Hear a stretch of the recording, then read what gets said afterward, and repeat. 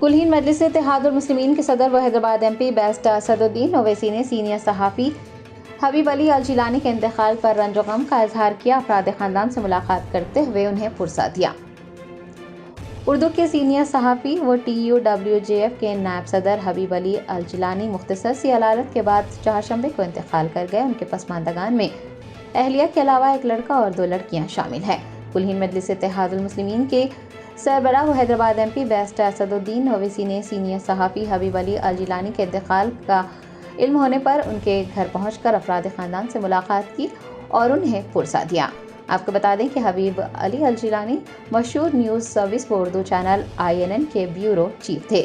ان کی نماز جنازہ چہارشنبے کو بعد نماز مغرب جامع مسجد بارکس میں ادا کی جائے گی اور تدفین بڑا قبرستان بارکس میں عمل میں آئے گی۔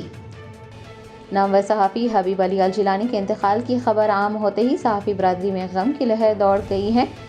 TUWJF کے صدر MM ماجد، نائب صدور جنرل سیکرٹری سید غوث Mohiuddin, INN news channel کے چیئرمین و Hyderabad district Congress committee president Sameer Waliullah و دیگر صحافیوں نے تعزیت کا اظہار کیا ہے۔ جشن آزادی ہند کے ضمن میں مینا ہاسپٹل کی خصوصی پیشکش، آئیے امراض سے آزادی و چھٹکارا پائیں۔ 15 جولائی تا 15 اگست مفت ہیلتھ کیمپ، غریب و ضرورت مند مریضوں کے لیے خوشخبری، تمام اقسام کے معائنہ جات پر 20% ڈسکاؤنٹ، رجسٹریشن جاری ہے۔ ماہرین طب و صحت سے مفت مشاورت، صحت مند معاشرے کی تشکیل کا ضامن، عالمی شہرت یافتہ ڈاکٹرز کی خدمات، بہترین علاج و معالجے کی سہولتیں، عصری تقاضوں اور مشنری سے لیس شاندار دواخانہ، عوام کی خدمت تھی مینا ہاسپٹل کا نصب العین۔ مینا سپر اسپیشلٹی ہاسپٹل، شیورام پلی، راجندر نگر، پلر نمبر 254، حیدرآباد۔